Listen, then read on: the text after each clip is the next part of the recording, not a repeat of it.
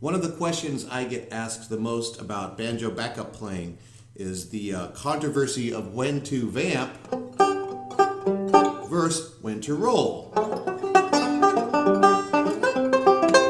And this comes down to a principle that is not just in bluegrass, but in many kinds of music, and it's called the law of opposites. And there are about basically three laws in the law of opposites. There's one which is busy versus simple, there's high versus low, and then in more subtle circles like jazz, there's even like tonal qualities like sharp versus soft. So we're going to tackle busy versus simple because that directly affects our choice whether to vamp or roll.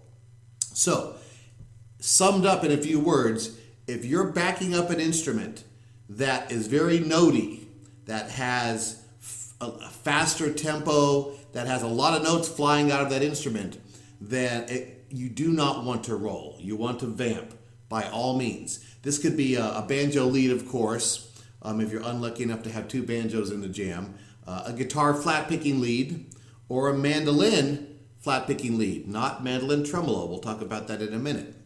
So for anything with lots of notes, and we're backing them up, we go right to vamping. And as we know, we move our hand up to the Y position, we stay away from that bright, crispy sound, we soften up the tone, and we lighten up the volume. So to exaggerate, we want to literally turn into a different instrument when we're shifting from a lead to a vamp. And here's how that would sound. Here's the lead. Now watch.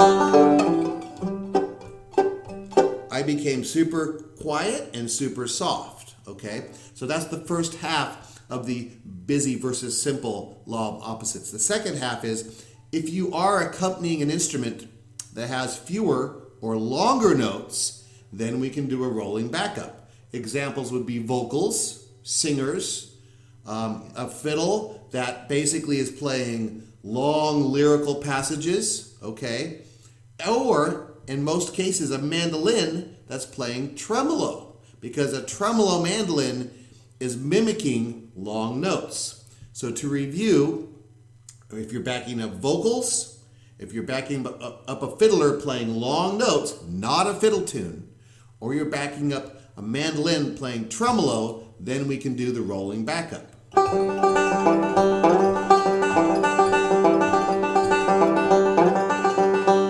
All right, and to break down rolling backup in a few words, think of it as watered down, diluted Scruggs style. All you're doing is a couple of slides, you're making sure you get the right chords, and you're keeping the rolls simple, often forward reverse or backwards rolls. One of the favorites for people is a forward reverse roll, but on strings 5, 3, and 1. So as opposed to the usual forward reverse roll like this, we have it like this. For example, if I was doing a rolling backup for Will the Circle Be Unbroken, I would be going.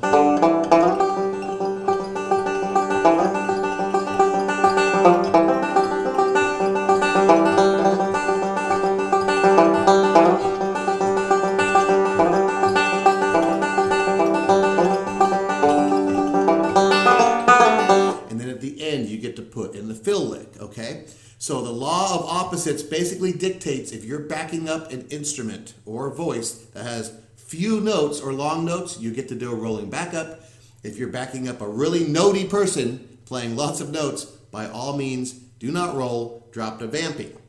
And the other law of opposites is high versus low. So if they're down in a low range, we can vamp or roll opposite them. If they're really in a high range like a mandolin, then we will stay down here at the bottom range.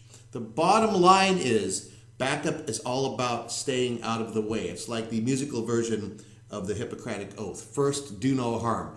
First, don't get in their way. Happy backing.